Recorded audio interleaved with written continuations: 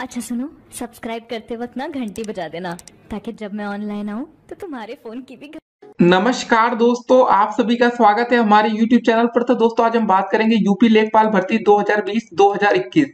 तो दोस्तों इस वीडियो में हम डिस्कस करने वाले हैं पिछली परीक्षा का पूरा प्रश्न पत्र हल। जी हाँ दोस्तों, पिछला पेपर दोस्तों आपका राज्य लेखपाल परीक्षा 2015 में आयोजित कराया गया था, जिसमें दोस्तों ये पेपर आपका 2 चरणों में हुआ, प्रथम पाली और द्वितीय पाली। तो दोस्तों देखिए, जैसे आपका पेपर नहीं होता मॉर्निंग शिफ्ट और इवनिंग शिफ्ट में, तो मतलब दोनों बार अलग अलग छात्रों का पेपर था। तो आपका पेपर दोस्तों देखिए 100 नंबर का आता है। पिछली बार जितने बच्चे भी लगभग 100 में से 70 नंबर भी पा गए थे, ठीक है, मतलब 70 सही प्रश्नों के उत्तर दे गए थे, उनको द्वितीय राउंड के लिए मतलब सेकंड राउंड के लिए दोस्तों वो क्वालिफाइड हो गए थे। तो आप इस वीडियो को शुरू से लेकर अंत तक देखिएगा। अगर देखिए आप फर्स्ट टाइम इस वीडियो को देख रहे हैं दोस्तों, अगर आपके 30 क्वेश्चन भी सही होते हैं तो दोस्तों आपको डिमोटिवेट नहीं होना, आपको ये सोचना है कि आगे की तैयारी आप और कैसे बेहतर तरीके से कर सकते हैं। तो चलिए दोस्तों वीडियो को शुरू करते हैं। और सबसे पहले दोस्तों आपका भाग 1 आता है जिसमें आपका हिंदी का विषय होता है। उसके बाद दोस्तों देखिए 25-25 के आपके 4 पार्ट इस वीडियो में आपको देखने को मिलेंगे। 25 नंबर हिंदी, 25 नंबर गणित, 25 नंबर सामान्य ज्ञान या सामान्य 2 जीके का आता है। तो ऐसे करके दोस्तों आपको 4 पार्ट टोटल रहने वाले हैं। तो चलिए दोस्तों वीडियो को शुरू करते हैं। और सबसे पहले दोस्तों निर्देश दिया गया है कि प्रश्न संख्या 1 और 2 में लिखित लोकोक्तियों या मुहावरों के सही अर्थ आपको चुनकर दोस्तों लिखना है। क्वेश्चन नंबर 1, खिसियानी बिल्ली खंबा नोचे, काफी फेमस है, आपको पता होगा। तो इसके दोस्तों आपके सामने 4 विकल्प दिख रहे हैं, आपको बताना इसका सही उत्तर क्या होगा। तो आप दोस्तों इसके 4 विकल्प को जरा ध्यान से देखिए और बताइए इसका उत्तर क्या होगा। देखिए आपके सामने यहाँ पर उत्तर मेंशन किया गया है, लेकिन उसको आप ध्यान मत दीजिएगा, क्योंकि दोस्तों यहाँ पर हम आपको चेक कर रहे हैं कि आपको खुद को अपने आप को चेक करना है कि आखिर आपको कितने नंबर के क्वेश्चन आते थे। तो इसका दोस्तों जो सही आंसर होगा वो होगा ना विकल्प नंबर 1, अपनी शर्म छिपाने के लिए व्यर्थ झुंझलाना। ठीक है, तो दोस्तों उत्तर की व्याख्या जरा आप देखते हैं।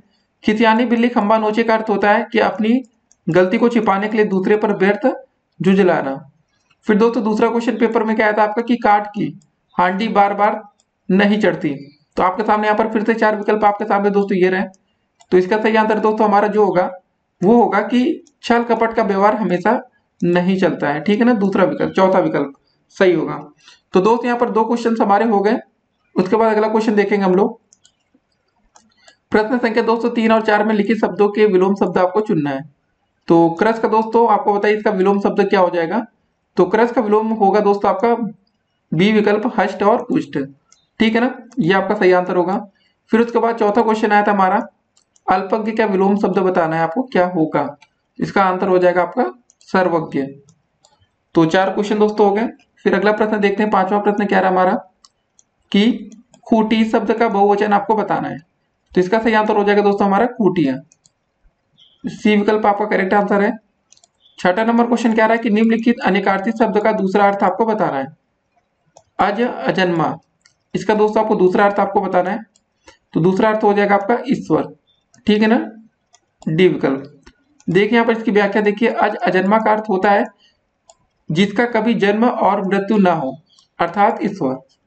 फिर 7वां प्रश्न हमारा क्या रहा कि निम्नलिखित में से कौन सा शब्द वर्तनी की दृष्टि से शुद्ध है, आपको ये बताना है। तो आपके सामने देखिए 4 विकल्प, ऐसे क्वेश्चन पेपर में आते हैं। तो जब आप पेपर की तैयारी कर रहे हो तो ऐसे प्रश्नों को ध्यान में रखिएगा। इसका जो सही आंसर होगा दोस्तों हमारा विकल्प नंबर ए हो जाएगा। ठीक है ना, प्रतिनिधि, ए विकल्प आपका करेक्ट आंसर है। फिर दोस्तों देखिए अगले क्वेश्चन के लिए 8 और 9वें क्वेश्चन के लिए दोस्तों कुछ आपको निर्देश दिया गया है कि वाक्यों में से कुछ में त्रुटियां हैं। त्रुटि वाले वाक्य के जिस भाग में त्रुटि हो उसके अनुरूप अक्षर ए, बी या सी वाले गोले को काला करें। यदि वाक्य में कोई त्रुटि ना हो तो डी वाले दोस्तों गोले को आप पूरी तरह से काला करेंगे। तो 8वां क्वेश्चन क्या रहा दोस्तों, विद्यालय में इसमें त्रुटि है या नहीं यह बताना है। जलपान को उत्तम प्रबंध है या कोई त्रुटि नहीं। तो दोस्त इसका सही आंसर होगा जलपान को। ठीक है, ये आपका सही आंसर होगा। इसमें आपका मतलब त्रुटि है, इसकी व्याख्या देखेंगे तो आप समझ जाएंगे। विद्यालय में जलपान को की जगह जलपान का उत्तम प्रबंध होना चाहिए। तो दोस्तों क्या होना चाहिए यहाँ पर अगर प्रश्न में ऐसे लिखा होता मतलब विकल्प में जलपान का तो ये सही होता, लेकिन लिखा है जलपान को, इसलिए ये गलत है। इसको हम टिक करेंगे, मतलब गलत को ही हमें टिक करना था। 9वां क्वेश्चन क्या है कि मुझे रेलगाड़ी में यात्रा करना अच्छी लगती है, कोई त्रुटि नहीं। बताइए क्या होगा दोस्तों सही आंसर, समझ गए होंगे। अच्छी लगती है इसका सही आंसर होगा सी विकल्प। ठीक है, आसान तो क्वेश्चन था ये काफी। तो ऐसे ही दोस्तों प्रश्न आपके पेपर में पूछे जाते हैं, तो आपको तैयार रहना है कि आप कैसे अधिक से अधिक नंबर पेपर में ला सकते हैं। ठीक है ना, अब दोस्तों हम देखेंगे 10वां प्रश्न। 10वां क्वेश्चन कह रहा है कि निम्नलिखित में से कौन सा शब्द तत्सम है। तत्सम शब्द आपको बताना, आपके सामने 4 विकल्प ये दिख रहे हैं। तो इसका सही आंसर हो जाएगा दोस्तों हमारा अग्र। ठीक है ना, सी विकल्प अगर आपको लग रहा था तो आप सही है। तो इसका जरा हम व्याख्या देखते हैं। उक्त विकल्पों में से तत्सम शब्द अग्र है, अन्य शब्द क्या दोस्तों आपके, ये सब 4 बाकी 3 तद्भव है। फिर आपके लिए दोस्तों देखिए 11वां और 12वां क्वेश्चन में निम्नलिखित वाक्यों के लिए एक शब्द आपको चुनना है। पर्वत की तलहटी, इसका दोस्तों एक शब्द क्या हो जाएगा वाक्यांश के लिए, तो इसका एक शब्द हो जाएगा दोस्तों आपका द, डी विकल्प मतलब उपत्यका। ठीक है ना, तो क्या हो जाएगा दोस्तों यहाँ पर उपत्यका। अगला क्वेश्चन दोस्तों हमारा क्या रहा 12 नंबर, कि कंजूसी से धन व्यय करने वाला दोस्तों क्या होता है। आपके सामने 4 विकल्प है, इसको हम लोग बोलते हैं सिंपल सा कृपण। ए विकल्प आपका सही होगा। ठीक है ना, काफी आपके दोस्त हो सकते हैं। अगला प्रश्न देखेंगे, निर्देश क्या दिया गया कि प्रश्न संख्या 13 और 14 के वाक्यों में आए रिक्त स्थानों की आपको पूर्ति करनी है। 13वां क्वेश्चन, उसका हृदय इतना कोमल है कि मित्र तो क्या हुआ अपने को भी चोट नहीं पहुंचा सकता। क्या होगा दोस्तों बताइए, 4 विकल्प है आपका। देखिए उसका हृदय इतना कोमल है कि मित्र तो क्या हुआ अपने शत्रु को भी चोट नहीं पहुंचा सकता। देखिए इसको आप पढ़ेंगे तो ही आपका इसका आंसर बनाएंगे। फिर अगला क्वेश्चन दोस्तों 14 नंबर क्या रहा, देश रक्षा के लिए प्रत्येक नागरिक को रहना चाहिए, क्या रहना चाहिए दोस्तों बताइए, उद्यत रहना चाहिए। ठीक है, आपका सामने ये चौथा विकल्प दिख रहा है, ये आपका करेक्ट आंसर है। 15 नंबर क्वेश्चन क्या रहा हमारा, अरविंद शब्द का पर्यायवाची शब्द आपको बताना है। आपके सामने 4 विकल्प में बताइए इसका पर्यायवाची क्या होगा। तो अरविंद का दोस्तों जो हो जाएगा हमारा कमल हो जाएगा। ठीक है, फिर अगला क्वेश्चन दोस्तों हम लोग देखेंगे 16 नंबर क्वेश्चन क्या रहा हमारा, कि निर्धन में कौन सी संधि है आपको ये बताना है। आपके सामने 4 विकल्प है, अयादि, जड़ संधि, व्यंजन संधि या विसर्ग संधि। तो दोस्त इसका जो आंसर हो जाएगा वो होगा आपका यहाँ पर डी विकल्प हो जाएगा। क्या हो जाएगा, विसर्ग संधि। तो उत्तर की व्याख्या दोस्तों हम आपको दिखा देते हैं कि देखिए यहाँ पर निर्धन में विसर्ग संधि है नी प्लस धना मतलब निर्धन। 17 नंबर क्वेश्चन क्या रहा, देशांतर में कौन सा समास है आपको ये बताना है। इसका सही आंसर हो जाएगा हमारा कर्मधारय समास। ए विकल्प आपका करेक्ट आंसर है। इसकी व्याख्या देखते हैं, देशांतर में कर्मधारय समास है, कर्मधारय के अन्य उदाहरण परमेश्वर, नीलकमल आदि हैं। 18 नंबर क्वेश्चन क्या रहा हमारा, कि अंबर पनघट में डूबो रही तारा घट उषा नगरी में कौन सा अलंकार है आपको ये बताना है। तो इसका सही आंसर हो जाएगा दोस्तों हमारा कौन सा अलंकार है, यहाँ पर रूपक अलंकार है। देखिए इसके उत्तर की व्याख्या देखिए, अंबर पनघट में डूबो रही तारा घट उषा नागरी में रूपक अलंकार है, क्योंकि अंबर तारा और उषा पर क्रमशः पनघट घट और नागरी का आरोप हुआ है। 19 नंबर क्वेश्चन क्या है, कि निम्नलिखित में से कौन सा तद्भव शब्द है आपको ये बताना है। देखिए ये क्वेश्चन तत्सम का आया था, अब आपको तद्भव बताना है। इसका सही आंसर हो जाएगा दोस्तों हमारा सी विकल्प होगा अमीय। ठीक है ना, तो अमीय दोस्तों देखिए यहाँ पर तद्भव शब्द है, अमीय का तत्सम होता है आपका अमृत। अगला क्वेश्चन के लिए दोस्तों फिर से निर्देश दिया गया, 20 और 21 क्वेश्चन के लिए आपको निर्देश दिया गया कि जो ये लिखित वाक्यों में से आपको सही वाक्य का चयन करना है। ये आपके सामने देखिए 4 वाक्य दोस्तों आपके सामने लिखे हैं, इसमें से मतलब सिर्फ एक वाक्य सही तरीके से लिखा है, बाकी 3 आपके गलत तरीके से लिखे हैं। इसका सही आंसर दोस्तों आपको बताना है। तो इसमें जो सही आंसर उसको हम सीधे बताते हैं। चौथा विकल्प है कि तुलसी और सूर्य क्रमशः अवधि और ब्रज भाषा के श्रेष्ठ कवि हैं। ठीक है, और बाकी दोस्तों लिखावट देखिए बता देते हैं। जैसे पहले हम क्या लिखा था कि तुलसी अवधि के श्रेष्ठ कवि और ब्रज भाषा के सूर्य है। तो बस मेन आपको यही देखना है कि कौन सा सही तरीके से यहाँ पर लिखा है, वही आपका सही आंसर होगा। 21 नंबर क्वेश्चन क्या है दोस्तों, इसको फिर से पढ़िए। चलिए इस बार हम एक एक पढ़ के आपको बताते हैं, आपको कुछ तय करना है कि कौन सा सही होगा। जीवन और साहित्य का निकट संबंध है, जीवन और साहित्य का घोर संबंध है, जीवन और साहित्य का अगाध संबंध है, जीवन और साहित्य का घनिष्ठ संबंध है। आप समझ गए होंगे इसका सही आंसर क्या होगा। चौथा विकल्प सही होगा, जीवन और साहित्य का घनिष्ठ संबंध है। फिर अगला प्रश्न क्या रहा हमारा 22 नंबर, कि करुण रस का स्थायी भाव क्या होता है, उत्साह, शोक, रति या हास्य। तो इसका समझ गए होंगे दोस्तों, करुण रस का जो आपका स्थायी भाव है वो आपका होता है दोस्तों शोक होता है। ठीक है ना, बी विकल्प आपका करेक्ट आंसर है। फिर 23 नंबर क्वेश्चन क्या है, कि मैंने खाना खा चुका था मतलब मैं खाना खा चुका था, इस वाक्य में कौन सा भूतकालिक भेद है। आपके सामने यहाँ पर 4 विकल्प दिख रहे हैं, तो इसका सही आंसर दोस्तों हो जाएगा हमारा पूर्ण भूत। ठीक है ना, मैं खाना खा चुका था। तो इसकी व्याख्या जरा देखते हैं हम लोग, कि मैं खाना खा चुका था इस वाक्य में भूतकालिक भेद का पूर्ण भूत है। फिर 24 नंबर क्वेश्चन क्या रहा है, कि राजा सेवक को कंबल देता है, वाक्य में रेखांकित पद में कौन सा कारक है आपको ये बताना है। तो इसका सही आंसर होगा दोस्तों हमारा कौन सा कारक यहाँ पर संप्रदान कारक है, राजा सेवक को कंबल देता है। व्याख्या देखिए, इसमें देने का भाव होने से दोस्तों यहाँ पर कौन सा कारक हो रहा है? संप्रदान। 25 नंबर क्वेश्चन क्या रहा है, इसको जरा देखते हैं हम लोग। ठठेरा शब्द का लिंग परिवर्तित कीजिए। तो आपके सामने चार विकल्प है, ठठेरा का हो जाएगा ठठेरिन, ठीक है ना। यहाँ पर आपका सिंपल सा ए विकल्प सही हो जाएगा। तो अब तक दोस्तों हमारे पहले 25 क्वेश्चन हिंदी के यहाँ पर समाप्त हो रहे हैं। तो जितने भी छात्रों को दोस्तों पहले से 25 में से अगर आपकी देखिए, जो भी दोस्तों छात्र 10 क्वेश्चन भी अगर आपको लगता था सही है तो भी दोस्तों आपके अच्छे नंबर हैं। काफी छात्र ऐसे हो सकते हैं पहले 25 में से 25 नंबर वो पा सकते हैं। देखिए सिलेक्शन उन्हीं का होता है। आज आप लोग दोस्तों सिर्फ तैयारी कर रहे हैं, इसको समझ रहे हैं। जब आप पेपर में बैठे ना उस समय दोस्तों आपकी हिंदी में 25 नंबर होने चाहिए, क्योंकि इस बार दोस्तों आपका कोई इंटरव्यू राउंड नहीं होगा, सीधे आपको नौकरी दी जाएगी। तो मतलब साफ है कि आपको हिंदी में अच्छी कोशिश करना है और 25 आप नंबर आसानी से ला सकते हैं। आपने क्वेश्चंस को देखा होगा, एक बात समझ में आई हुई यार, पेपर कोई बहुत कठिन नहीं आता है। भले आप लोग को दोस्तों डराया जाता होगा कि पेपर बहुत कठिन आने वाला है। अब चलिए दोस्तों उसके बाद हम लोग गणित को देखेंगे, उसमें समझेंगे कि भाग 2 में जो हमारा गणित अब शुरू होगा इसमें किस प्रकार के प्रश्न पूछे जाते हैं। तो 26 नंबर क्वेश्चन क्या रहा है कि यदि एक वृत्त की परिधि उसके व्यास से दोस्तों 18.6 सेंटीमीटर अधिक है तो वृत्त का व्यास क्या होगा, ये आपको बताना है। तो दोस्तों कैसे करेंगे इस प्रश्न को, आइए देखते हैं। सबसे पहले दोस्तों देखिए प्रश्न में क्या बोला गया है कि एक वृत्त की परिधि उसके व्यास से दोस्तों 18.6 सेंटीमीटर अधिक है। तो सबसे पहले दोस्तों इस क्वेश्चन में मान लेते हैं कि जो वृत्त का हमारा व्यास है वो डी होगा। तो वृत्त की परिधि क्या होगा दोस्तों, यहाँ हो जाएगा पाई इंटू डी। तो वृत्त की परिधि का आपने एक फॉर्मूला पढ़ रखा होगा, 2 पाई आर होता है। और दोस्तों पाई इंटू आर को हम बोलते हैं डी या वृत्त का व्यास। तो प्रश्नानुसार दोस्तों क्या दिया गया क्वेश्चन में कि आपका जो इसकी दोस्तों परिधि है ना उसके व्यास से दोस्तों 18.6 सेंटीमीटर अधिक है। मतलब परिधि में से दोस्तों मतलब पाई डी में से जब इसको घटाएंगे तो दोस्तों आपका 18.6 आएगा। बस ये हो गया। यहाँ से दोस्तों हम लोग डी को कॉमन ले लेंगे तो पाई -1 आ गया। पाई का मान होता है हमारा 22/7। मान तो दोस्तों यहाँ रख दिया गया, तो यहाँ से दोस्तों हमारा डी का मान निकाल लिया गया। तो इसका दोस्तों आंसर आ गया 8.68 सेंटीमीटर। तो इसका दोस्तों जो हमारा विकल्प नंबर ए है ये करेक्ट आंसर है, ठीक है ना। तो इसको ऐसे करेंगे। इसके दोस्तों हम एक अलग से वीडियो भी बनाएंगे, इसमें फिलहाल अभी हम आपको बेसिक समझा देते हैं। उसके बाद दोस्तों आपको एक अलग से पूरी गणित की वीडियो देखने को मिलेगी। उसके बाद दोस्तों 27 नंबर क्वेश्चन क्या रहा है कि दो संख्याओं का महत्तम समापवर्तक HCF और लघुत्तम समापवर्तक दोस्तों दिया गया है 12 और 2448। यदि दोस्तों संख्याओं का अंतर 60 है तो संख्याओं का हमें योगफल बताना है। इसको कैसे करेंगे आइए पहले हम आपको समझाते हैं।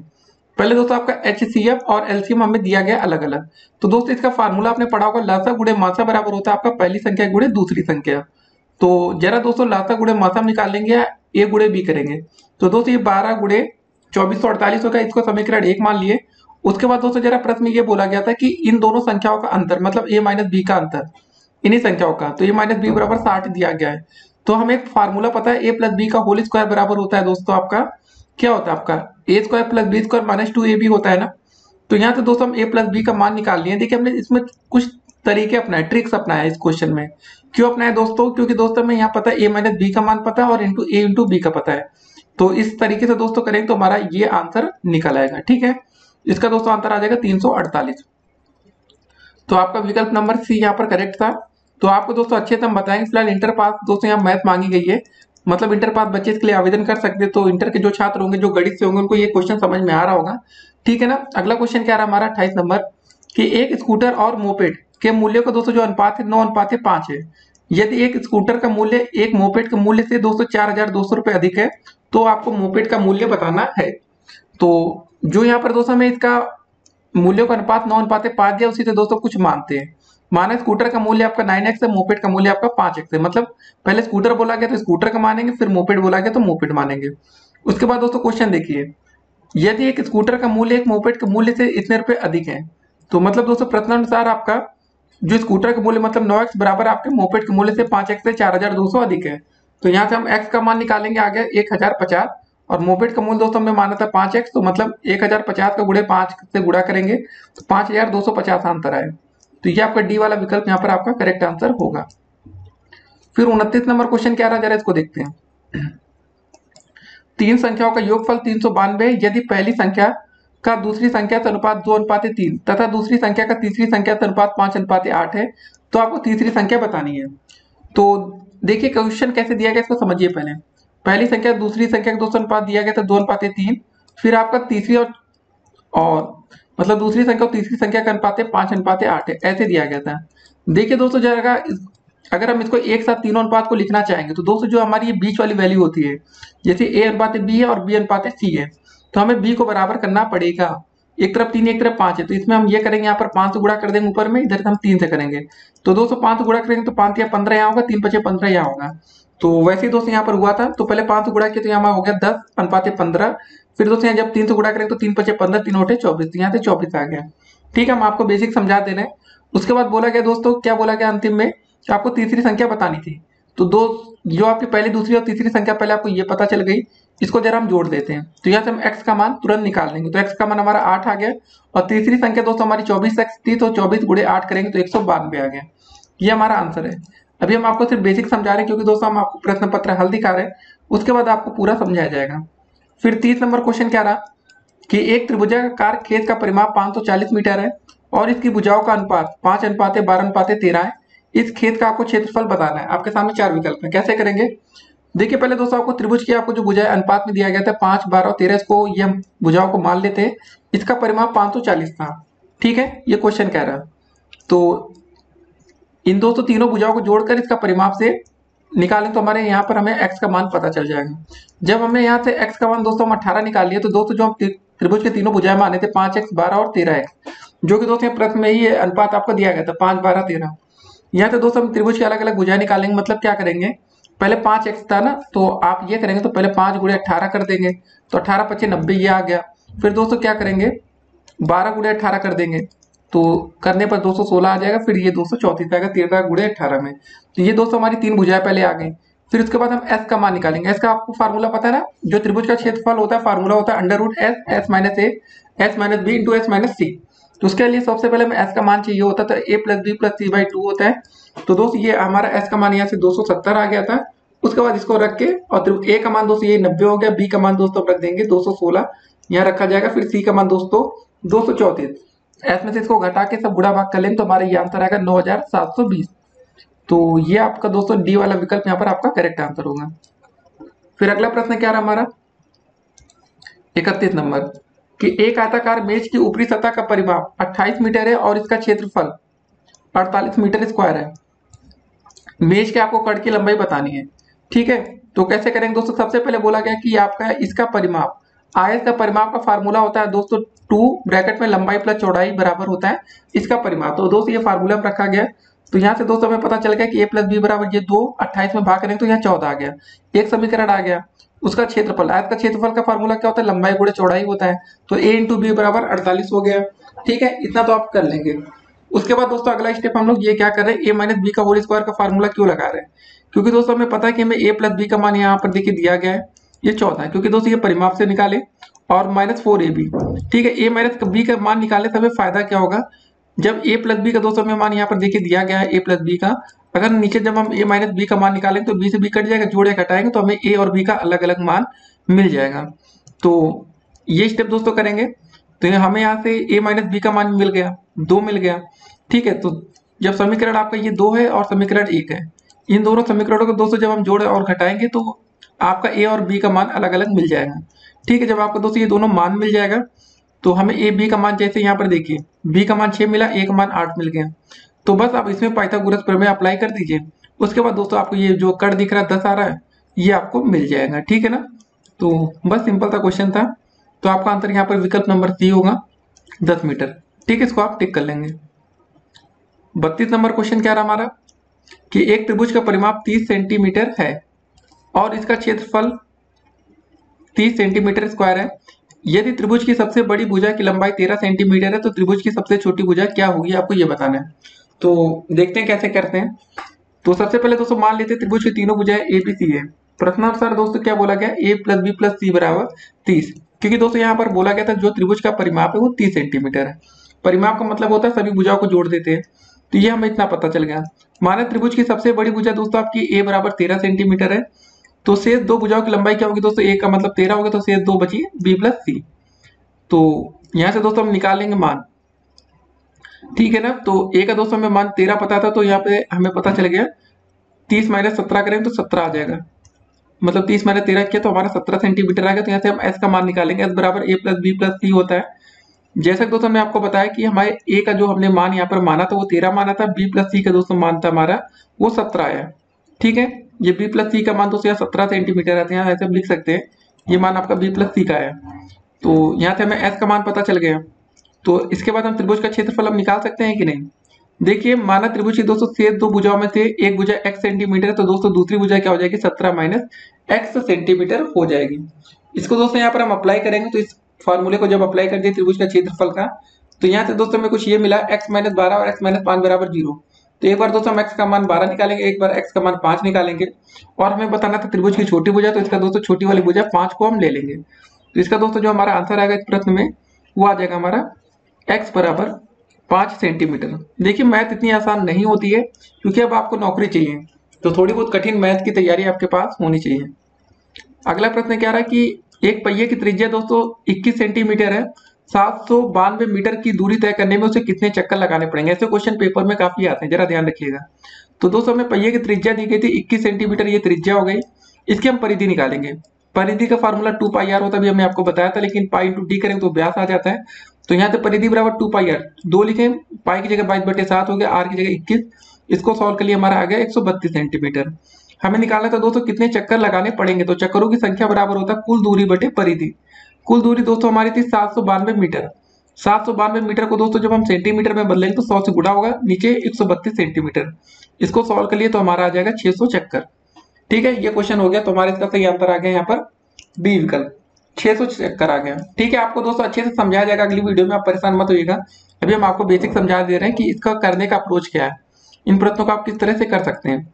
34 नंबर क्वेश्चन, किसी काम को एक पुरुष, ठीक है, जो कोई काम है दोस्तों जिसको एक पुरुष एक महिला से 2 गुना तेज कर सकता है।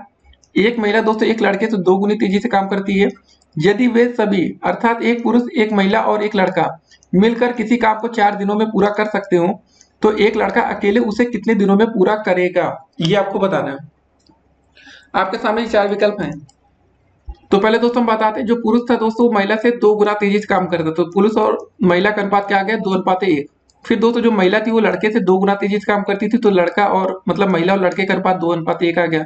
महिला यहाँ पर 2 गुना तेज है, यहाँ पर पुरुष 2 गुना तेज है। तो पुरुष महिला और लड़के का दोस्तों कुल जो अनुपात आएगा 4:2:1। ये कैसे आया दोस्तों हम ये बताते हैं।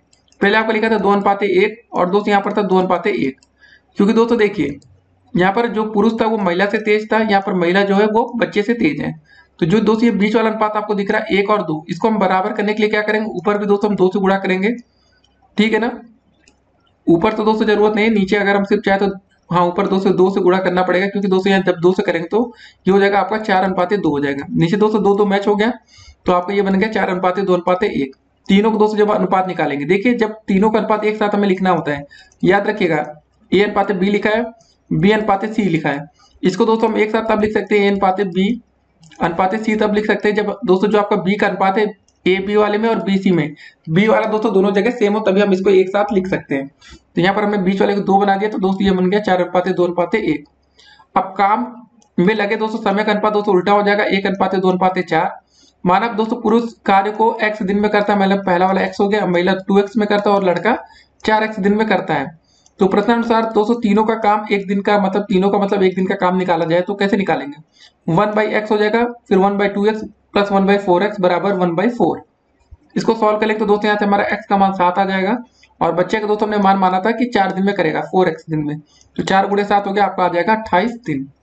तो क्वेश्चन काफी अच्छा है। देखिए इतने आसान प्रश्न पेपर में नहीं आते, फिर से हम आपको बताएंगे, क्योंकि आपको नौकरी चाहिए तो आपको थोड़े से कठिन प्रश्नों का अभ्यास करना पड़ेगा। फिर 35 नंबर क्वेश्चन क्या है, 60 लीटर मिश्रण में अम्ल और पानी का अनुपात दोस्तों 2:1 है। इसमें कितना लीटर पानी मिलाया जाए ताकि अम्ल और पानी का अनुपात 1:2 मतलब पलट जाए। तो देखिए सबसे पहले अम्ल और पानी का अनुपात दोस्तों क्या दिया गया क्वेश्चन में 2:1 है। तो पहले दोस्तों हम ये देखेंगे कि इसमें कितना पानी होगा 60 लीटर में, मतलब कितना अम्ल है और कितना पानी है। तो मिश्रण में दोस्तों अम्ल की मात्रा क्या हो जाएगा, तो 60 गुणे हो जाएगा।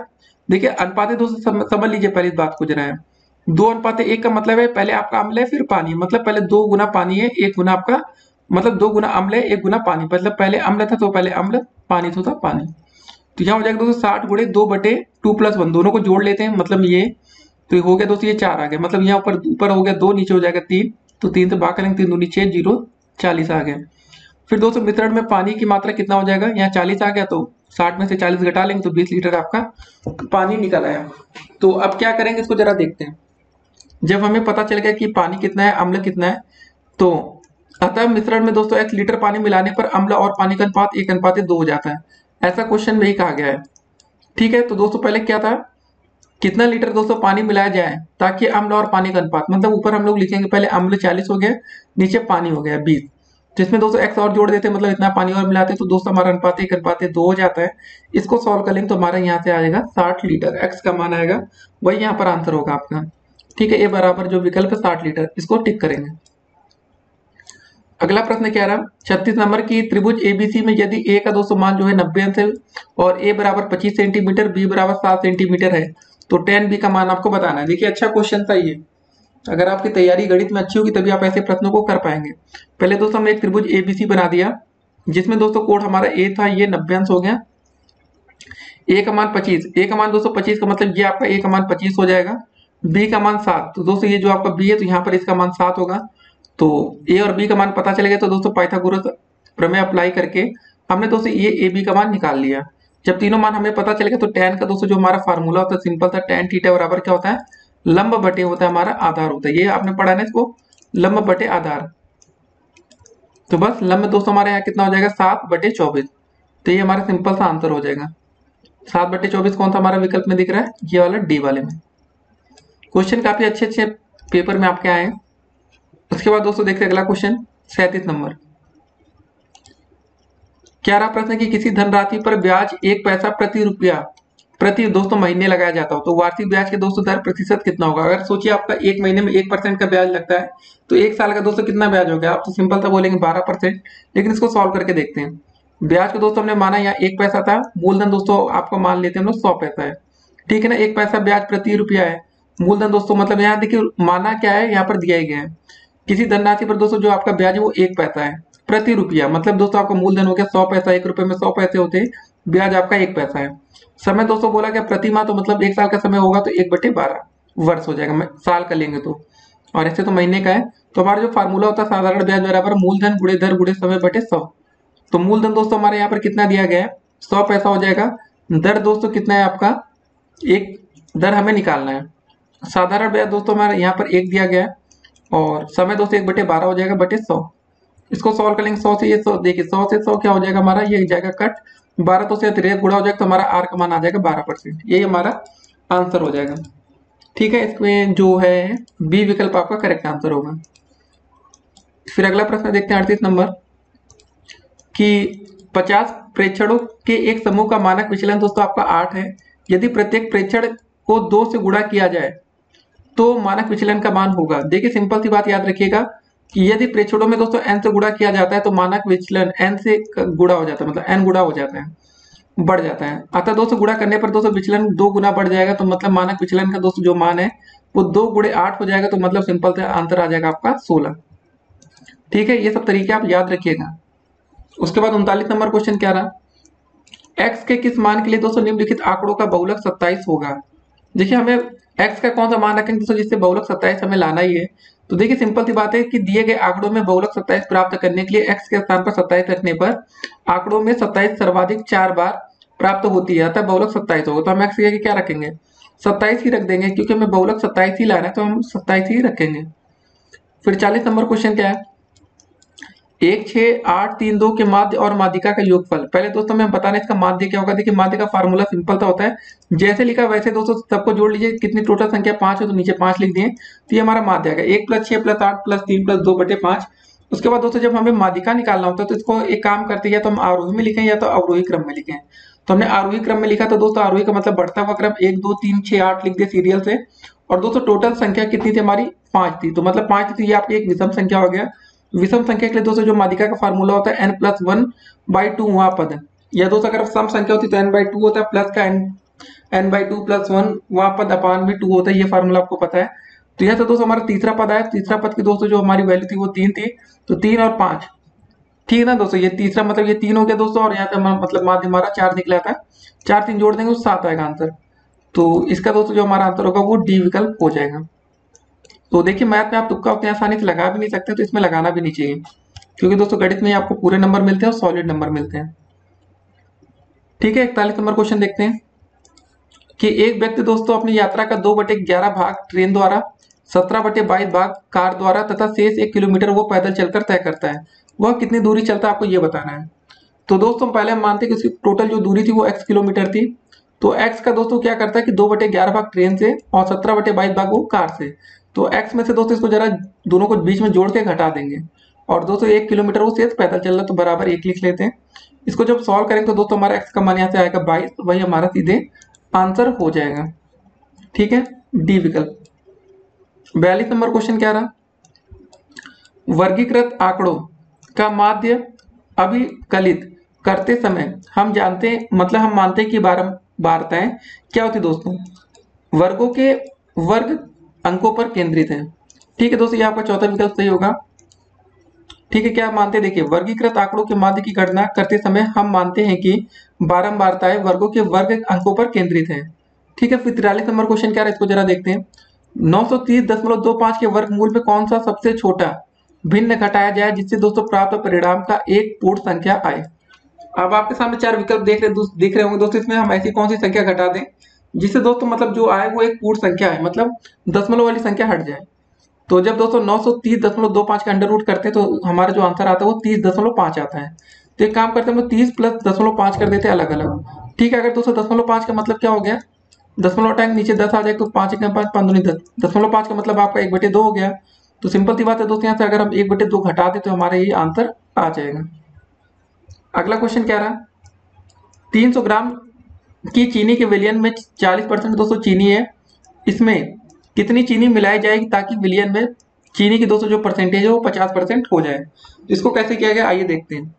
पहले दोस्तों विलयन में चीनी की मात्रा बोला गया 40%, 300 का हम 40% निकाल दे तो हमारा 120 ग्राम चीनी की मात्रा पता चल गई। माना दोस्तों विलयन में आपका x ग्राम चीनी मिलाई जाती है, तब क्या होता है, तो 120 में दोस्तों हम x ग्राम और मिला देते हैं, 120 प्लस x बटे 300 प्लस x हो जाएगा। ठीक है, और दोस्तों यहाँ 50% था तो 50 का जब परसेंटेज का साइन हटता है तो 50/100 हो जाता है। इसको हम जरा सॉल्व कर लेते हैं। इसको जैसे हम सॉल्व करें तो x का मान आएगा 60 ग्राम, तो वही हमारा सीधे उत्तर हो जाएगा। तो ये सब क्वेश्चन आपके पेपर में आते हैं, तो आप ऐसी तैयारी रखिए। ठीक है ना। अगला प्रश्न क्या रहा, 45 नंबर, इसको देखते हैं। किसी संख्या में 8% जोड़ने और 3% घटाने से प्राप्त संख्याओं के बीच का अंतर 407 है। मूल संख्या आपको दोस्तों बतानी है। तो पहले दोस्तों मान लेते हैं, माना कोई संख्या x है, तब प्रश्नानुसार 8% जोड़ते हैं। x में दोस्तों 8% जोड़ने का मतलब सीधे हम 108 निकाल लें, तो उसमें कुछ हम जोड़ेंगे, सीधे हमारा आंसर आएगा। x का 108/100 और 3% घटा रहे, तो दोस्तों 100 में से जब हम 3 घटाते तो 97/100 हो जाएगा। जो प्राप्त संख्याओं के बीच का दोस्तों जो अंतर है, मतलब जो माइनस हम बीच में कर रहे हैं, वो 407 है। इसको सॉल्व करेंगे तो दोस्तों जो हमारा सीधे आंसर आएगा वही उत्तर होगा, 3700। तो इस क्वेश्चन का जो विकल्प नंबर ए होगा वो हमारा करेक्ट आंसर होगा। 46 नंबर क्वेश्चन क्या रहा, 5 सही 3/4, 4 सही 4/5 और 7 सही 3/8 के योगफल में कौन सा भिन्न जोड़ा जाए ताकि परिणाम एक पूर्ण संख्या आए। बताइए क्या जोड़ना चाहिए। तो सबसे पहले दोस्तों जो आपको लिखा था, इसको पहले तीनों को हम जोड़ने में कर लेते, प्लस प्लस प्लस कर लिए। उसके बाद दोस्तों हम 5 को ये लिख सकते हैं ना। देखिए सिंपल सी बात, एक चीज समझ लीजिए, अगर आपको ऐसे लिखा 5 सही 3/4, इसका दोस्तों मतलब यही होता है 5 प्लस का 3/4। सॉल्व करेंगे दोस्तों वही चीज आंसर आएगा, चाहे आप करके देख लीजिएगा। इसका मतलब क्या होता है, 4 × 5 करते 4 पंजे 20, 3 23, मतलब 23/4 होता है ये। इसको दोस्तों अलग करेंगे, 4 पंजे 20, 3 23/4, ये भी तो हुआ ना, वही चीज है। तो इसको अलग अलग हम लिख सकते हैं। तो पहले दोस्तों सबको हम अलग अलग लिख लिए। ठीक है, फिर तो यहाँ 5 और 4 जोड़े, 5 4 9 7 16, ये 16 हो गया। बीच में दोस्तों जो ये था वैसे वैसे लिख लिए। इसका फिर दोस्तों हमने क्या किया, इसका लता वता लेके नीचे जोड़ दिया तब। तो 16 प्लस दोस्तों ये आ गया आपका, जो भी दोस्तों आया 16 प्लस 77/40। एक काम और करते हैं दोस्तों, इसको सही बटे में एक बार और कर लेते, तो 16 + 1 37/40 बराबर ये हो गया। ठीक है, फिर 16 + 1 कर लेते, फिर 37/40 को अलग करते हैं, मतलब 17 + 37/40। तो देखिए हमें पूर्ण संख्या प्राप्त करने के लिए दोस्तों इसमें से एक से भिन्न को हम घटा देंगे। जो आपके दोस्तों हमारी भिन्न संख्या, मतलब ये समझ रहे होंगे, एक को दोस्तों जो हमारी भिन्न आई थी 37/40 को घटा देते हैं। घटाएंगे तो दोस्तों हमारा कितना आ जाएगा, 3/40 आ जाएगा। क्योंकि अगर हम 3/40 को 37/40 में जोड़ें तो आप ये भिन्न संख्या बना देगा कि नहीं, आप कहेंगे यस बना देगा। ठीक है, तो इसका जो आंसर होगा हमारा वो बी विकल्प हो जाएगा, 3/40। ये करेक्ट आंसर है। अब 47 नंबर क्वेश्चन को देखते हैं कि कोई व्यक्ति ₹8 में 10 वस्तु खरीदता है और उन्हें 1.25 प्रति वस्तु की दर से बेचता है, उसका प्रतिशत लाभ आपको बताना है। क्वेश्चन में क्या बोला गया कि कोई व्यक्ति ₹8 में 10 वस्तु खरीदता है। प्रश्नानुसार एक व्यक्ति 10 रुपए मतलब 10 वस्तु खरीदता है ₹8 में। उसके बाद एक वस्तु का दोस्तों जो क्रय मूल्य होगा वो कितना हो जाएगा, 8/10 हो जाएगा। जबकि दोस्तों एक वस्तु का विक्रय मूल्य यहाँ पर दिया गया है 1.25 ये। तो इसका लाभ दोस्तों निकालने के लिए हम सीधे से विक्रय मूल्य से क्रय मूल्य घटाएंगे तो हमें लाभ मिल जाएगा। कितना हो जाएगा, 0.45 रुपए। तो इसका दोस्तों लाभ परसेंटेज में निकालें तो क्या हो जाएगा, 0.45 बटे दोस्तों वस्तु का क्रय मूल्य गुणे हो जाएगा 100। ठीक है, इसको जब हम निकाल लेंगे क्रय मूल्य से तो हमारा कितना आंसर आ गया, 56 सही 1/4%। जब 225/4 आया तो इसका मतलब यही हुआ। तो हमारा बी विकल्प दोस्तों ये करेक्ट आंसर होगा। तो देखते जाइए, समझते जाइए, क्वेश्चन करने का अप्रोच देख लीजिए कि क्वेश्चन शुरू कैसे करते हैं, बस उसके बाद आपको कोई दिक्कत नहीं आएगी। 48 नंबर क्वेश्चन, बजट से पहले किसी कार की दोस्तों कीमत 30% बढ़ाई जाती है और बजट में फिर 10% बढ़ाई जाती है। कार की दोस्तों कीमत में कुल कितने प्रतिशत की वृद्धि हो गई। देखिए सिंपल सी बात, क्या बोला कि बजट से पहले किसी कार की कीमत 30% बढ़ाई जाती है, तो इसके दोस्तों जो कुल वृद्धि का फार्मूला बनेगा x + y + xy/100। पहले दोस्तों आपका 30% बढ़ा, फिर 10% बढ़ा, फिर 30 × 10 करेंगे बटे 100 हो जाएगा। इसको सॉल्व करेंगे तो हमारा आ जाएगा 43%। ठीक है, 43%। आपका बी विकल्प यहाँ पर करेक्ट आंसर है।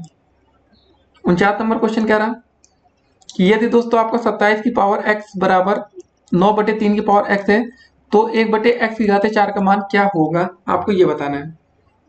27 की पावर x का मतलब दोस्तों क्या हो गया, इसको हम क्या लिख सकते हैं, 3 × 3 = 9, या दोस्तों 3 की घाते 3 लिख सकते हैं। 3 की घाते 3 का मतलब हो जाएगा 3 × 3 = 9, 3 × 27 इंटू में दोस्तों जो 3 की पावर x था ये तिर्यक गुणा होकर यहाँ पर आ गया, बराबर दोस्तों ये हो गया 9। 3 की पावर दोस्तों 3x था इंटू 3 की पावर x, तो अगर हम 3 को नीचे एक कर लें, सिंगल करें तो 3 की पावर हो जाएगा 3x + x हो जाएगा। 9 को दोस्तों हम लिख सकते हैं 3 का स्क्वायर, तो 3x + x बराबर 2 हो जाएगा आपका।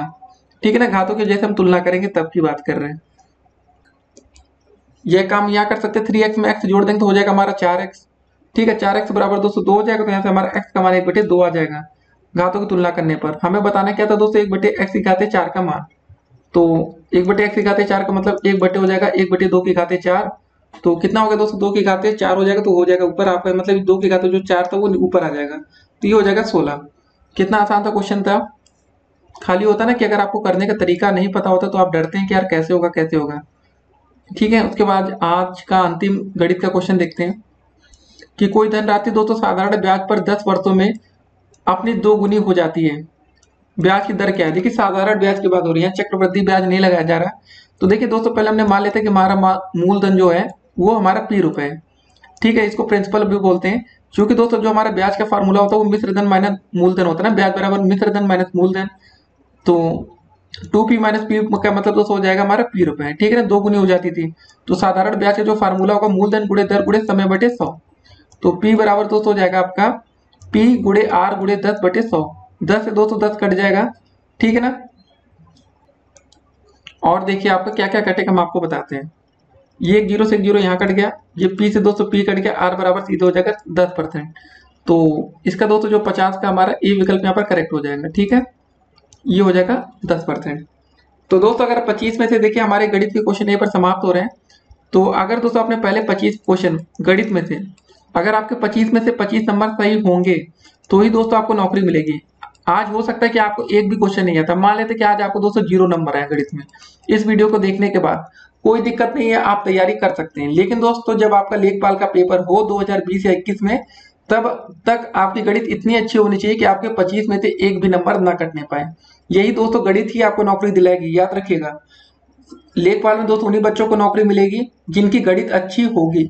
आज आपको नहीं आती कोई दिक्कत नहीं, लेकिन दोस्तों जब आप 1 से 2 महीने बाद जब आप पेपर दें लेखपाल का, उस समय दोस्तों आपके पास किसी भी प्रकार का कोई बहाना नहीं होना चाहिए। अब दोस्तों हम शुरू करते हैं आपका भाग 3 सामान्य जानकारी। जी हाँ दोस्तों, जीके में कैसे क्वेश्चन आते हैं उसको देखते हैं। 51 नंबर क्वेश्चन क्या रहा है कि केंद्र सरकार के विकास व्यय में शामिल नहीं है। तो दोस्तों आपके सामने ये 4 विकल्प रहे, जरा आप इसको पढ़िए तो आपको इसको सही आंसर करना है। तो केंद्र सरकार के विकास व्यय में जो शामिल नहीं होता दोस्तों उसका आंसर होगा हमारे यहाँ पर रक्षा का व्यय। ठीक है ना, मतलब सी विकल्प आपका करेक्ट आंसर है। फिर अब 52 नंबर क्वेश्चन को हम देखते हैं कि हमारे रुधिर में ऑक्सीजन का परिवहन एक प्रोटीन द्वारा होता है जिसका नाम है, दोस्तों आप चारों विकल्प को जरा पढ़ लीजिए तो समझ गए होंगे। ऑक्सीजन के लिए दोस्तों सिंपल सी बात, इसका सिंपल सा आंसर होगा हमारा हीमोग्लोबिन हो जाएगा, ठीक है ना। फिर 53 नंबर क्वेश्चन क्या आया था पेपर में आपके कि अंतरराष्ट्रीय गमन या माइग्रेशन क्या होता है, ये आपको बताना है। तो आप एक एक करके पहले सारे विकल्प को जरूर पढ़ा करिए क्वेश्चन में, ठीक है ना।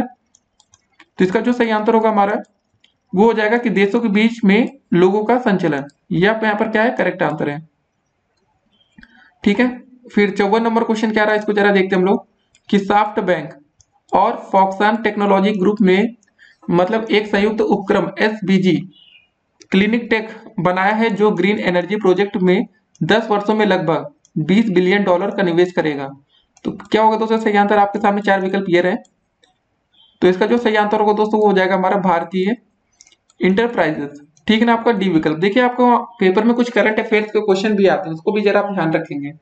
फिर 55 नंबर क्वेश्चन हमारा क्या आता कि नेपाल भूकंप त्रासदी के दौरान भारत सरकार द्वारा संचालित किए गए बचाव कार्यों में मतलब रेस्क्यू ऑपरेशन को कौन सा नाम दिया गया था। तो जरा दोस्तों आप इसके चारों विकल्प को पढ़िए। तो इसका जो सही आंसर होगा हमारा वो होगा हमारा ऑपरेशन मैत्री, ठीक है ना। उस समय दोस्तों ये क्वेश्चन पूछा गया था आपके पेपर में। फिर अगला क्वेश्चन दोस्तों हम लोग देखेंगे 56 नंबर क्या रहा कि क्या है क्वेश्चन, लोकसभा चुनावों के लिए उम्मीदवार बनने की न्यूनतम आयु सीमा कितनी है।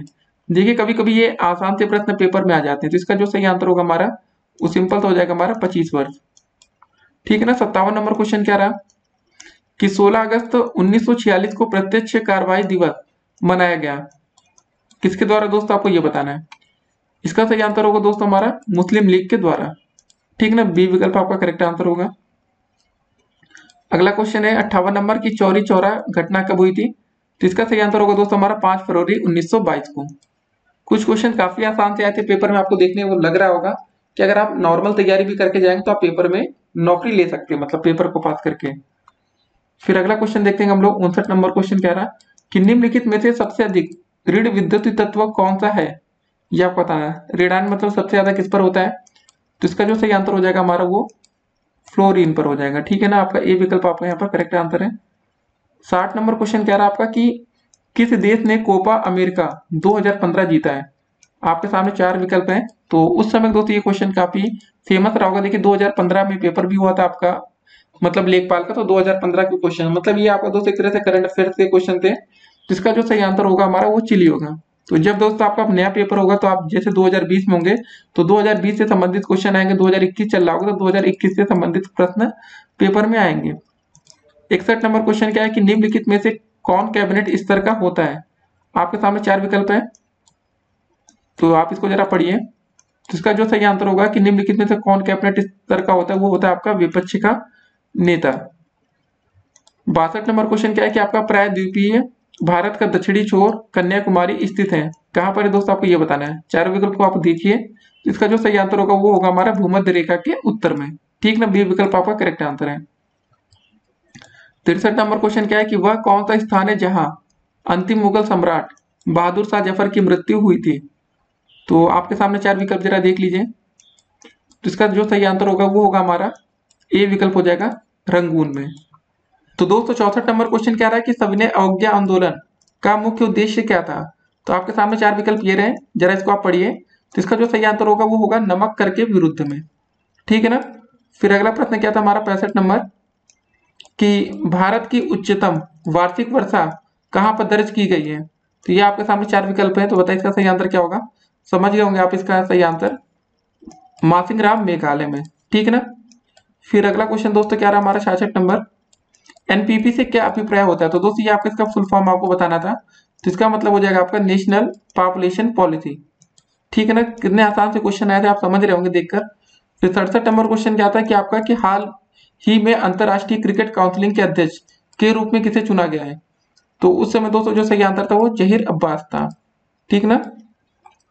66 हो गया। फिर ठीक है दोस्तों यहाँ तक 67 क्वेश्चन हो गए। अब बात करेंगे 68 नंबर क्वेश्चन का हमारा कि जून 2015 के चौथे सप्ताह में दो उद्यमियों और अनेक नागरिक निकायों के बीच अपशिष्ट प्रबंध पर समझौता कहां पर हुआ था, आपको ये बताना। तो इसका जो सही आंसर था दोस्तों उस समय वो था आपका असम में। 69 नंबर क्वेश्चन क्या था पेपर में आपके आया था कि आच्छादन या अनावरण पर किसी पदार्थ का वायु से नमी का अवशोषण करने के गुण को कहा जाता है। क्या बोलते हैं दोस्तों, इसको बोलते हैं हम लोग प्रस्वेदन। ठीक है ना। फिर 70 नंबर क्वेश्चन क्या रहा हमारा कि दालें किसका अच्छा स्रोत होती हैं। क्या होता है दोस्तों दालों में, प्रोटीन, विटामिन, कार्बोहाइड्रेट या वसाव का। समझ गए होंगे दोस्तों, इसका सही आंसर होगा हमारा प्रोटीनों का।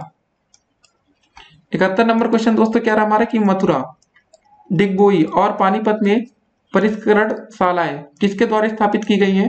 तो आपके सामने दोस्तों ये 4 विकल्प ये रहे, इसको पढ़िए, आपको इसका आंसर करना है। तो इसका जो सही आंसर होगा दोस्तों वो होगा हमारा इंडियन ऑयल कॉर्पोरेशन लिमिटेड के द्वारा।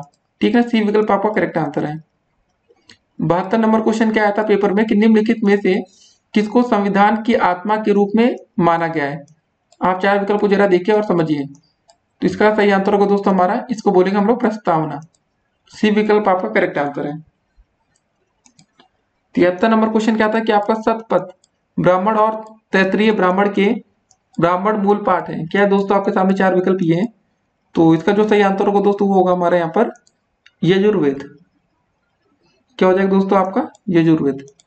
डी विकल्प आपका करेक्ट आंसर है। फिर 74 नंबर क्वेश्चन क्या था पेपर में कि ढालू सड़क पर पत्थर का लुढ़कना ऊर्ध्व ऊपर की ओर उठाने से अधिक आसान होता है क्योंकि। आपके सामने 4 विकल्प ये रहे, इसको आप पढ़ेंगे पहले फिर उसका समझेंगे। इसका जो सही आंसर होगा देखिए, पत्थर को लुढ़काने में किया गया कार्य इसे उठाने की अपेक्षा काफी कम होता है। तो आप देखेंगे भी होंगे दोस्तों, जैसे नहीं होता सड़क पर ढलान है तो दोस्तों आप पत्थर को लुढ़का दें, गोल गोल ऐसे नीचे लुढ़कता हुआ जाएगा, वो आसान रहेगा कि आप उसको हाथों में उठा के ले जाएंगे वो आसान होगा। तो इसका उत्तर ये था। फिर 75 नंबर क्वेश्चन क्या है हमारा कि निम्नलिखित में से कौन सी समिति ने मूल कर्तव्यों को संविधान में सम्मिलित करने का सुझाव दिया। तो आपके सामने दोस्तों 4 विकल्प ये रहे। तो इसका जो सही आंसर था हमारा वो था स्वर्ण सिंह समिति ने। तो दोस्तों हमारे जीके के 25 क्वेश्चन यहाँ पर कंप्लीट होते हैं। जितने भी छात्र देखिए जीके में दोस्तों आप कितने नंबर ला सकते हैं 25 में से। इसमें भी दोस्तों आपके 25 में से आराम से नहीं तो 23 से लेके 25 नंबर पूरे बन सकते हैं। ठीक है ना। मैथ में आपके पूरे नंबर हमेशा बनते हैं। तो आप कैसे पेपर में सिलेक्शन आपको नौकरी लेना है ये बात आप समझिए।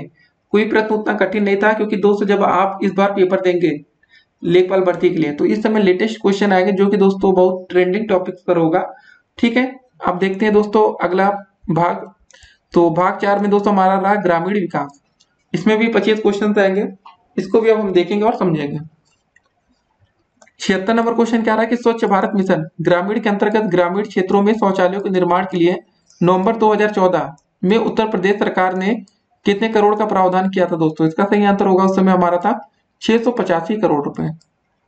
77 नंबर क्वेश्चन क्या था, भारत की जनगणना 2011 के अनुसार उत्तर प्रदेश का प्रति वर्ग किलोमीटर जनसंख्या घनत्व क्या है। तो 77 के जरा हम लोग विकल्प देखते हैं, ये आपके सामने 4 विकल्प हैं। तो क्या होगा दोस्तों सही आंसर, इसका सही आंसर था हमारा 829। ठीक है ना, आपका ए विकल्प यहाँ पर करेक्ट आंसर था। तो जरा इसकी हम व्याख्या देख लेते हैं कि जनगणना 2011 के अनुसार उत्तर प्रदेश का जनसंख्या घनत्व 829 व्यक्ति प्रति वर्ग किलोमीटर है। तो यूपी से संबंधित क्वेश्चन दोस्तों ग्रामीण विकास में आपको देखने को मिलते हैं। ठीक है ना। फिर 78 नंबर क्वेश्चन क्या रहा कि राष्ट्रीय ग्रामीण पेयजल कार्यक्रम के अंतर्गत 2022 तक देश में हर ग्रामीण व्यक्ति को उनके घरेलू परिसरों में या उनके घरों में क्षैतिज या ऊर्ध्वाधर दिशा में 50 मीटर की दूरी से कम पर कितने लीटर प्रति व्यक्ति प्रतिदिन पेयजल उपलब्ध होना चाहिए। तो आपके सामने दोस्तों 4 विकल्प है, तो इसका जो सही आंसर था वो हमारा था डी विकल्प। कितना होना चाहिए, 70 होना चाहिए। 79 नंबर क्वेश्चन दोस्तों क्या रहा हमारा कि उत्तर प्रदेश में 75 जिलों सहित कितने प्रमुख मंडल है आपको ये बताना है। तो इसका सही आंसर था दोस्तों हमारा 18। 80 नंबर क्वेश्चन क्या रहा हमारा, सामाजिक वानिकी कार्यक्रम का उद्देश्य निम्नलिखित सभी क्षेत्रों में बड़े पैमानों पर वृक्षारोपण है सिवाय दोस्तों आपका सही आंसर होगा कि नगरीय औद्योगिक संपदाओं में। ठीक है ना। फिर अगला क्वेश्चन देखेंगे 81 नंबर क्वेश्चन क्या था पेपर में आपके, उत्तर प्रदेश में किस वर्ष में, ठीक है दोस्तों, मनरेगा या MGNREGA प्रारंभ किया गया था। तो आपके सामने 4 विकल्प सोच रहे होंगे आप लोग कितना आसान क्वेश्चन था। तो इसका दोस्तों सही आंसर होगा हमारा 2006 में। ठीक है ना। फिर 82 नंबर क्वेश्चन क्या था पेपर में आपको, इसको जरा देखते हम लोग। क्षेत्रफल की दृष्टि से उत्तर प्रदेश का भारत के राज्यों में कौन सा स्थान है। तो क्षेत्रफल की दृष्टि से दोस्तों उत्तर प्रदेश का भारत में मतलब चौथा स्थान है। 83 नंबर क्वेश्चन क्या रहा हमारा, नौवीं पंचवर्षीय योजना 1997-2002 में ग्रामीण क्षेत्रों में बीपीएल के लिए निश्चित की गई वार्षिक पारिवारिक आय का स्तर क्या है? तो इसका जो सही आंसर था दोस्तों वो था आपका 20,000 रुपए।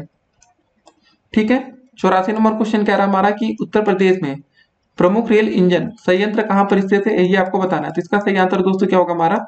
मुगल सराय क्षेत्र। फिर अगला क्वेश्चन कह रहा हमारा 85 नंबर, उत्तर प्रदेश राजमार्ग भू नियंत्रण अधिनियम किस वर्ष में पारित किया गया था? तो आपके सामने 4 विकल्प ये रहे। तो इसका जो सही आंसर होगा दोस्तों वो होगा हमारा 1945। तो आप दोस्तों देखते जाइए इन प्रश्नों के, अगर आपको उत्तर पता होते, जवाब पता है आज की डेट में, तो भी दोस्तों आप डेफिनेटली आने वाले टाइम में नौकरी पाने के पूरे योग्य हैं। 86 नंबर क्वेश्चन कह रहा है कि अम्बेडकर विशेष रोजगार योजना के अंतर्गत सामान्य श्रेणी लाभार्थियों के लिए उपलब्ध इकाई लागत प्रतिशतता एवं अधिकतम आर्थिक सहायता सब्सिडी धनराशि क्या है? इसका आंसर होगा दोस्तों हमारा 25% या 7,500 रुपए। फिर अगला क्वेश्चन देखेंगे 87 नंबर प्रश्न हमारा कह रहा है कि मध्याह्न भोजन कार्यक्रम या मिड डे मील दोस्तों प्रोग्राम के अंतर्गत मध्याह्न भोजन के पकाने, परोसने व उपभोग करने में स्वच्छता का ध्यान रखने के लिए जांच पड़ताल कितनी आवृत्ति पर करनी चाहिए? कितने बार दोस्तों होना चाहिए आपकी? ये होनी चाहिए दैनिक। ठीक है ना, आपका ए विकल्प यहाँ पर करेक्ट आंसर है। फिर 88 नंबर क्वेश्चन क्या है कि आपका एक ग्राम पंचायत में महिलाओं के लिए कितने प्रतिशत पद आरक्षित होने चाहिए? तो इसका आंसर होगा दोस्तों आपका 33%, 33। फिर 89 नंबर दोस्तों क्वेश्चन क्या आया था आपका पेपर में कि उत्तर प्रदेश राज्य के वित्तीय स्वास्थ्य की देखरेख तथा सरकारी लेन देनों में पारदर्शिता लाने के लिए कौन सी वेबसाइट तैयार की गई है? तो ये देखिए आपके सामने 4 विकल्प हैं। इसका सही आंसर होगा दोस्तों हमारा कोशवाणी। फिर 90 नंबर क्वेश्चन क्या आया था पेपर में आपके, देखिए इसको देखते हैं। मध्य भारत में 1 बीघा कितने हेक्टेयर के बराबर होता है, आपको ये बताना है।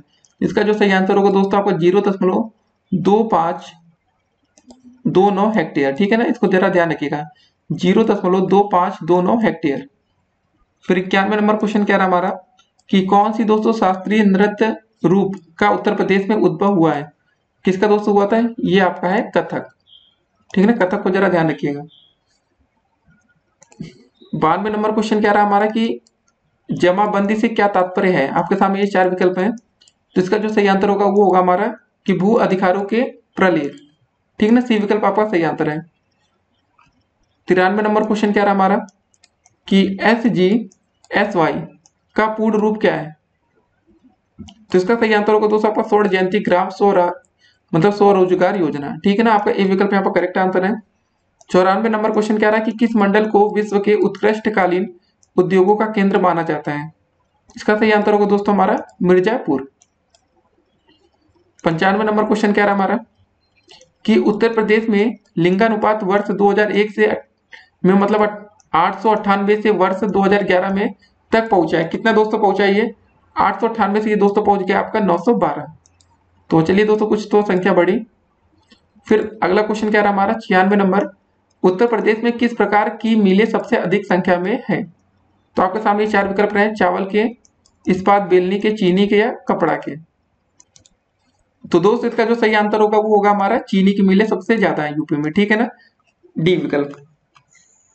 अब दोस्तों देखते हैं 97 नंबर क्वेश्चन क्या रहा हमारा कि आपका बीपीएल सूचियों से छूटे हुए बीपीएल परिवारों को लाभ मतलब पहुंचने के लिए कौन सी योजना प्रारंभ की गई है? तो आपके सामने दोस्तों देखिए 4 विकल्प थे। तो इसका जो सही आंसर दोस्तों होगा वो हमारा होगा समाजवादी पेंशन स्कीम। ठीक है ना, ये आपका दोस्तों यहाँ पर ए विकल्प करेक्ट आंसर है। इसके व्याख्या आपको दिखा देते हैं कि समाजवादी पेंशन का प्रमुख उद्देश्य ऐसे बीपीएल परिवारों को लाभ देने से जो बीपीएल सूची से छूट गए हैं। 98 नंबर क्वेश्चन क्या था दोस्तों आपका कि निम्नलिखित में से कौन सा एक उत्तर प्रदेश राज्य के अधीनस्थ न्यायिक सेवा के रूप में कार्य करता है? आपके सामने दोस्तों ये देखिए 4 विकल्प हैं। तो इसका जो सही आंसर होगा दोस्तों वो होगा हमारा चौथा विकल्प इटावा जिला न्यायालय। डी विकल्प आपका करेक्ट आंसर है। फिर 99 नंबर क्वेश्चन क्या रहा हमारा कि ब्रिटिश शासन के दौरान उत्तर प्रदेश में भूमि पंजीकरण किस अधिकारी द्वारा किया जाता था? आपके सामने दोस्तों देखिए 4 विकल्प हैं ये। तो इसका जो सही आंसर होगा वो होगा हमारा किसके द्वारा होता है दोस्तों? वो होगा आपका लेखपाल। तो वैसे भी दोस्तों आप लोग लेखपाल बनने वाले हैं, तो बताइए एक लेखपाल का क्वेश्चन भी मिला। और आज का अंतिम क्वेश्चन दोस्तों देखिए, राज्यसभा में कितनी सीटें उत्तर प्रदेश से हैं? तो इसका जो सही आंसर है दोस्तों है वो हमारा है 31 सीटें। तो दोस्तों देखिए हमारे जो लेखपाल की दोस्तों वीडियो है वो यहीं पर अब समाप्त होती है। इसके बाद दोस्तों आपको एक काम करना है, ये तो आपका प्रथम पाली का पेपर था। तो इसके बाद दोस्तों हमने द्वितीय पाली का जो पेपर है ना, उसको कमेंट बॉक्स में नीचे आपको लिंक दे दिया है। उस लिंक को दोस्तों ओपन करके वहां पर भी आपको 100 क्वेश्चन मिलेंगे, तो उसको भी दोस्तों ट्राई करिए। अगर आज आप इस वीडियो में 70 प्रश्नों के सही उत्तर दिए तो मतलब ये मान के चलिए दोस्तों, अगर आप 2015 में इस पेपर को दे रहे होते हैं तो आपकी नौकरी दोस्तों सुनिश्चित हो जाती, मतलब आपको नौकरी मिल जाती। लेकिन अब 2020 में या 2021 में जब भी दोस्तों लेखपाल का पेपर होगा तो कैसा होगा अभी किसी को पता नहीं है। तो फिलहाल वेट एंड वॉच करते हैं दोस्तों। अगर आपका कोई भी दोस्त जो इंटर पास हो चुका, 12वीं की परीक्षा पास कर चुका है, तो आप उसको इस लिंक को सेंड कर दीजिएगा। अगर उनकी एज 18 साल से या 18 साल से ऊपर हो गई होगी तो परीक्षा योग्य हो जाएंगे। तो सिंपल सी बात है, इस वीडियो को अधिक से अधिक शेयर करिए अपने दोस्तों के साथ, और उनको भी दोस्तों जांच कराइए कि कितने क्वेश्चन वो सही कर पा रहे हैं। देखिए, आप इस वीडियो को देखने के बाद ये समझ गए होंगे कि आपका पेपर आता कैसे है, किस किस तरह के प्रश्न आपके पेपर में बनते हैं। काफी बच्चों को दोस्तों लगता है कि नहीं पेपर तो बहुत कठिन आता है, ऐसा कुछ नहीं है। आप देख के समझ गए होंगे कि पेपर में कुछ था ही नहीं। अगर आप इस पेपर में बैठते तो दोस्तों काफी क्वेश्चन आप सही कर ले जाते। देखिए कौन कौन से कर ले जाते हैं, फिर भी आपको एक हाईलाइट कर रहे हैं। जैसे 100 नंबर आप कर सकते थे, 99 नंबर क्वेश्चन कर सकते थे, ठीक है। बीपीएल वाला दोस्तों आप कर ले जाते, उस समय क्या देखिए सभी टाइम के क्वेश्चन होते हैं। 95 नंबर दोस्तों लिंगानुपात कर लेते हैं। 96 नंबर दोस्तों क्वेश्चन देखिए बहुत ही आसान क्वेश्चन की हम बात कर रहे हैं अभी, जो थोड़ा भी कठिन है दोस्तों वो हम नहीं बता रहे। 93 नंबर क्वेश्चन दोस्तों हो जाता है। जमाबंदी वाला आप लोग बता लेते हैं कौन सा, मतलब ये डांस फेमस वो बता सकते थे, ये बता सकते थे। मतलब काफी दोस्तों ऐसे प्रश्न थे जिसको आप आसानी से कर सकते थे, ये बात आप समझ रहे हैं। तो अगर आप एक छोटी सी तैयारी करें तो डेफिनेटली दोस्तों आने वाले समय में आप एक अच्छी खासी नौकरी आपको मिल सकती है। सरकारी नौकरी का मजा आपको पता है सरकारी ही होता है। पूरी कोशिश करिएगा, घर बैठे आप तैयारी कर सकते हैं। कोचिंग लेना तो कोचिंग लीजिए। देखिए कोचिंग से आपको ज्यादा कुछ फायदा तो नहीं होता, सबसे ज्यादा जरूरी होता है आपके लिए सेल्फ स्टडी। तो अगर आपकी दोस्तों गणित कमजोर है तो हम आपको गणित की पूरी क्लासेस देने वाले हैं। हाँ एक बात और, अगर अभी तक आप लोग ने हमारे यूट्यूब चैनल को सब्सक्राइब ना किया तो जो रेड कलर की दिख रही है सब्सक्राइब की बटन ना, उसको हल्का सा टच कर दीजिए और नोटिफिकेशन बेल को ऑन करिए। इस वीडियो को दोस्तों अधिक से अधिक अपने दोस्तों के साथ व्हाट्सएप ग्रुप में शेयर भी कर दीजिए। फिर मिलते हैं अगली वीडियो में, तब तक के लिए स्टे कनेक्टेड।